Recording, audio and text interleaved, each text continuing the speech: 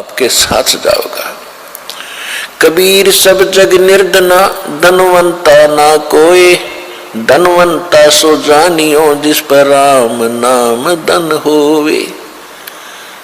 कि सारा संसार निर्धन है, जिसके पास सत्य भक्ति जो राम का नाम का धन है, यानी सच्चे मंत्रों की कमाई जो है राम नाम का धन होता है,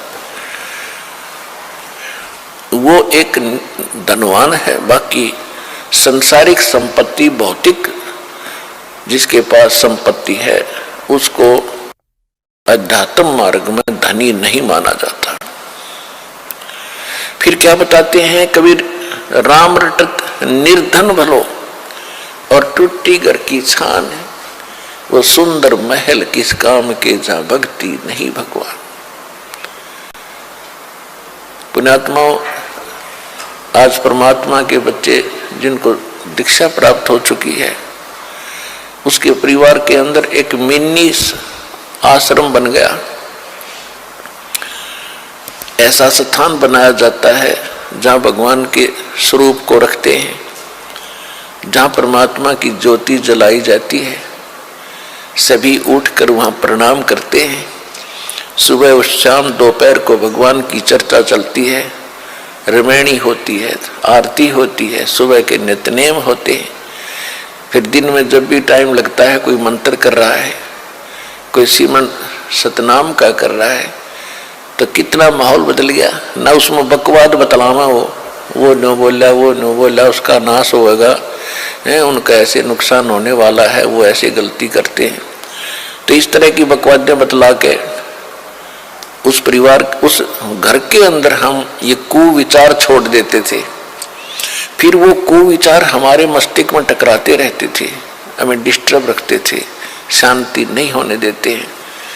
और जब परमात्मा की महिमा और अमृतवाणी जब स्टार्ट होती है तो कुविचार ऊपर चले जाते हैं और सुविचार उस घर में धीरे धीरे स्थापित होने लग जाते हैं। फिर घर में शांति शुरू हो जाती है। ये तरीका है। अब कहीं भी परमात्मा की चर्चा नहीं, सुबह उठते या तो न्यूज़पेपर पढ़ देंगे जिनमें कोरी झूठ बकवाद भर रखी होती है, समाचार पत्र, या टीवी चलाएंगे, समाचार सुन लेते हैं, सारा दिन बकवाद गड़े, या फिर फिल्म देखेंगे। तो जब तक प्राणी के पूर्व जन्म के शुभ संस्कार चलते हैं तब तक वो कुछ भी करता रहे, और सपने में भी भगवान याद ना करो, उसको सारे सुख मिल रहे होते हैं। तो संसार ये देखता रहता है, भगत भी डिस्टर्ब हो जाते हैं कि हम भक्ति भी कर रहे हैं, हमें आपत्तियों का फिर भी कोई ना कोई सामना करना पड़ जाता है, और दूसरा व्यक्ति सारा दिन बकवाद करते हैं, शराब पीते हैं, ताश खेलते हैं, राजनीति में बड़े रहते हैं, और कोई भी बुरे काम की कोई टाल नहीं उनके, और वो फिर भी सुखी है। तो इसको देखकर विचलित ना होना, परमात्मा के बताए इस पॉइंटों को, बिंदुओं को ध्यान से सोचना। कहते वो पिछले जन्म के पुण्यकर्मी प्राणी हैं, और जब तक उनके पुण्य चलेंगे वो कितने को वध करो, उनको कोई हानि होने वाली नहीं है। और जब उनके पुण्य समाप्त होंगे फिर पाप कर्मों का दौर शुरू होगा। फिर देखना उनके घर में के कहर टूटेंगे, और आप के ऊपर भक्ति करते करते भी दिक्कत आ रही है, तो अगर भक्ति ना करते तो आपका तो सर्वनाश हो जाना था। विचार कीजिए, जैसे आप जी ने सर्दी के मौसम में कंबल ले रखा है या स्वेटर पहन रखी है और सर्दी फिर भी लग रही है, तो ये ना सोचना कि आप उस स्वेटर ने आपका बचाव नहीं कर रखा। अब जैसे यहाँ भक्त कई कहते हैं जी हमने पाठ भी करवा लिया, जोत भी बोल दी, चौथी हाजरी भी लग गई, अभी तक हमें कोई विशेष लाभ नहीं हो पा रहा। ये तो हो ही नहीं सकता कि जब आप इतना कर्म कर रहे हो भक्ति का तो कोई लाभ ना हो। ये तो आपकी अनजान सोच है, बालक बुद्धि है। अब जैसे सर्दी का मौसम है, किसी ने स्वेटर पहन ली और फिर भी उसको सर्दी लग रही है, तो ये ना सोचना कि स्वेटर ने अपना काम ना कर रखा। स्वेटर अपना काम कर रही है, लेकिन सर्दी अधिक है तो उसके लिए जर्सी और पहन ले ऊपर के।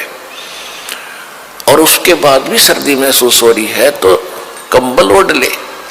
यानी ये नहीं है कि ये कहना कि मैंने जर्सी भी पहन ली फिर भी सर्दी का लग रही हाथ पैरों को, तो ये तो अनजान व्यक्ति कहेगा जिसने इस प्रोसेस का पता नहीं, भगवान के मार्ग का ज्ञान नहीं। तो जो आप पुण्य कर रहे हो और विधिवत कर रहे हो, पूरी विधि यहाँ पर प्राप्त है। गुरु जी के बिना दान करना व्यर्थ है। आप जी को सतगुरु मिले, आप जी को विधि मिली है, आपको पूर्ण परमात्मा मिला है, पूर्ण परमात्मा का मार्ग मिला, सत भक्ति मिली है, और फिर आप साधनाएं सही कर रहे हो, तो आप ये ना सोचना कि आपको लाभ नहीं हो रहा। आपके पाप कर्मों की सर्दी घनी है, और ये करते करते भी कहीं ना कहीं से थोड़ी बहुत ठंड महसूस हो रही है। यदि ये ना कर रहे होते तो नमूनिया होकर मर जाते, ये समझ लेना।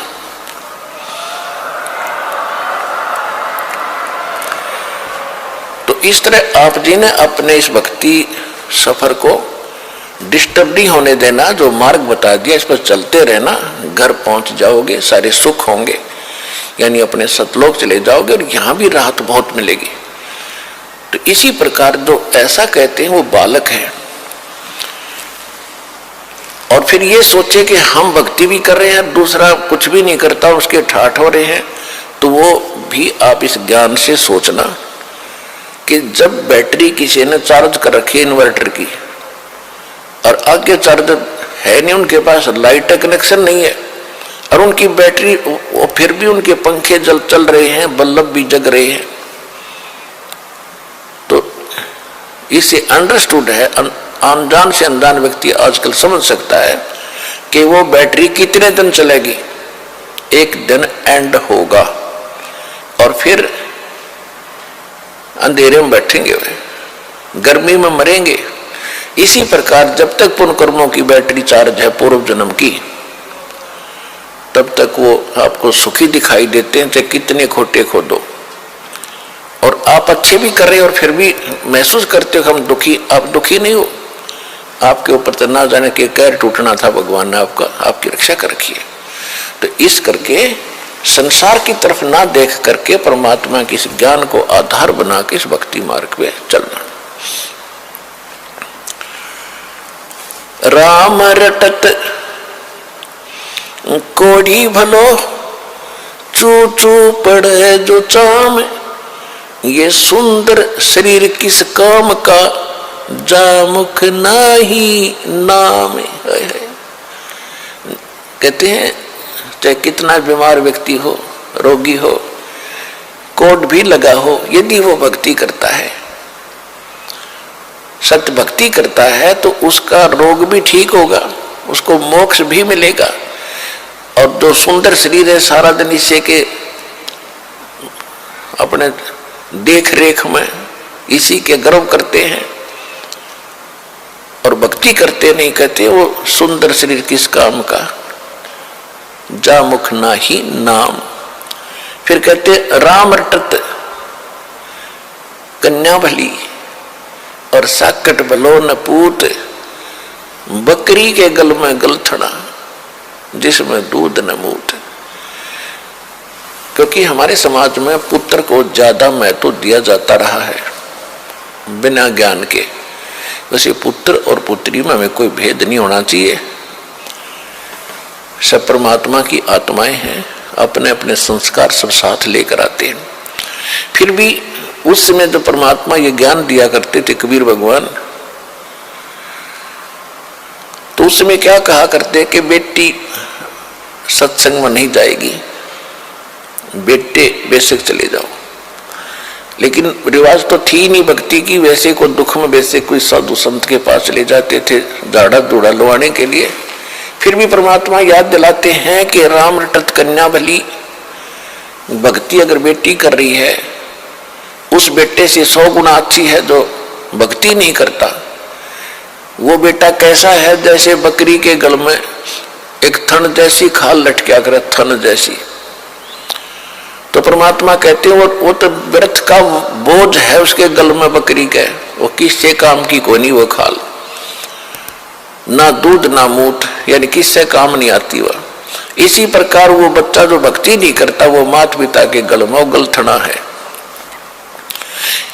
और वो कन्या जो भक्ति करती है माँ के, वो बेटा तो माता पिता पर भार बनेगा कोई से को, क्योंकि जो भक्ति नहीं करता उस पर आपदाएं आएंगी, आपत्ति आएंगी, तो माँ बाप साथ दुखी होते हैं, जो पुत्र दुखी होता है तो वो डिस्टरबेंस करेगा आपकी भक्ति में भी और दुखी भी रहेगा, दुखी रखेगा।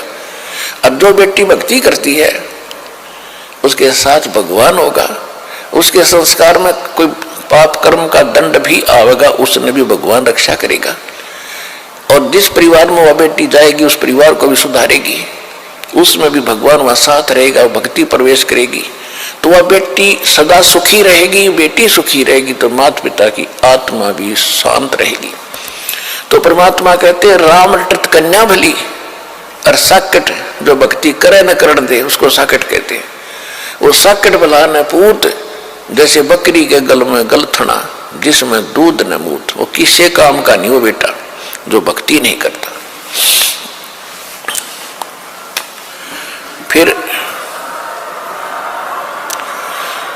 परमात्मा कहते हैं जिव्या तो वाहे भली, जो रटे हरि नाम, नहीं तो काट के फेंक दियो, ये मुख में बलो न चाम। इस जिव्या का कितना योगदान है हमारे लिए, यानी खारा मीठा चाखे, खाना खाने में सहयोग देती है। तो परमात्मा कहते हैं यदि इस जुबान से, इस जिह्वा से परमात्मा का नाम और परमात्मा की महिमा नहीं बोली जाती तो इससे अच्छा तो इसने निकाल कर काट कर फेंक दे वो बढ़िया, क्योंकि मुख को सबसे पवित्र अंग माना जाता है, और ऐसे पवित्र अंग में कहते इस चाम की कति जरूरत नहीं जीभ की। अपने आत्मा ये सोच लेना परमात्मा क्या संकेत कर रहे हैं कि मनुष्य जीवन कितना कीमती है और इसमें भगवान की भक्ति कितनी आवश्यक है। यदि भक्ति नहीं करता तो इस जुबान से कोई तगड़ा है, ताकतवर है, गरीब को कोई ऐसा वचन कुवचन बोल देगा उसकी आत्मा रोती रहेगी, क्योंकि उसका संघर्ष तो कर नहीं सकता, ताकतवर है तो उसकी आत्मा दुखा दी, उस जीव रूपी तलवार ने उसका अटैक कर दिया, या किसी की निंदा करके लड़ाई करवाओगा, या किसी की गलत गवाही देकर पाप का भागी बनेगा। तो कहते इससे अच्छा तो भगवान या जीव कट जा जो भक्ति नहीं करते, तो भी कुछ पाप से बचे रहेंगे। तो इससे समझना भगवान हमें क्या संदेश देना चाहते हैं।